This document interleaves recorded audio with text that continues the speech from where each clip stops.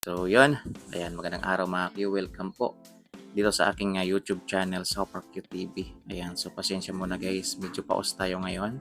Ayan, masakit po yung aking lalamunan mga ka-Q.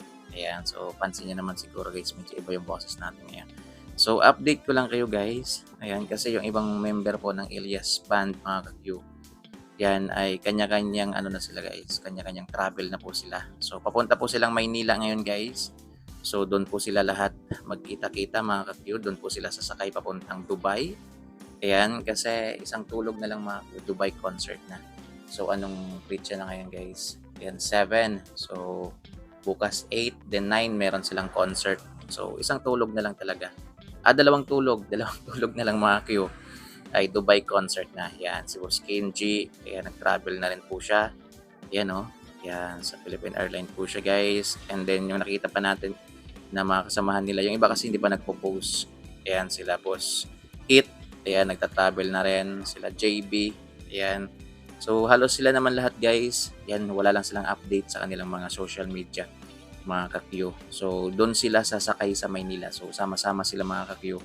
Yan, kasi alam naman natin guys na nasa Maynila ngayon sila Elias. Yan. So, sa pagkaalam ko guys, kasama po si Ma'am Abigail. Yan, sa pagkaalam ko. Yan, pero hindi po ako 100%. Yan, pero based kasi doon sa mga update natin ng mga nakaraan guys, ay kasama po si Abigail, si Ma'am Abigail. So, okay lang mga ka-Q. Yan, si Apollo hindi siguro makasama guys, kawawa naman yung bata, mga Q. So, doon sila magkita-kita sa Maynila International Airport. So, doon na sila sasakay, mga ka-Q. Yan, papuntang Dubai. Yan. So, pray natin guys, yung mga idol natin sa kanilang safe travel papuntang Dubai. Ayan, nagkakabuloy-buloy na tayo. So, yun, mga ka-Q, maraming salamat sa panonood. Ingat mga ka-Q, abang lang kayo sa mga update pa natin dito sa aking YouTube channel. Maya-maya okay na tong lalamunan natin guys. Konting ano lang to. Yan, kape lang tayo, inom tayo ng tubig. Okay na to mga ka-Q. Yan, so in-update ko lang kasi kayo guys na ito, papunta na po sila. Yan, lahat po sila guys, doon sila magkita-kita sa Maynila, doon na sila sasakay mga ka-Q, papuntang Dubai. Yan, and then 7 ngayon, di ba? So bukas 8, then pagka 9, meron na silang concert, hinga ng 10, then 11, banat ulit, concert ulit guys. Then hindi ko alam kung kailan yung balik nila. Baka 12 mga ka-Q, balik na agad sila ng Maynila. Yan, balik na kagad sila guys kasi meron pa silang mga concert dito sa Pilipinas. Marami pang nakaliherang concert dito sa Pilipinas, mga ka-Q. So yun, maraming salamat guys. Abang lang kayo guys sa update natin dito ha. Yan, tune in lang dito sa aking YouTube channel, Super Q TV. Yan, sa mga hindi pa nakapag-subscribe, i-subscribe nyo naman po.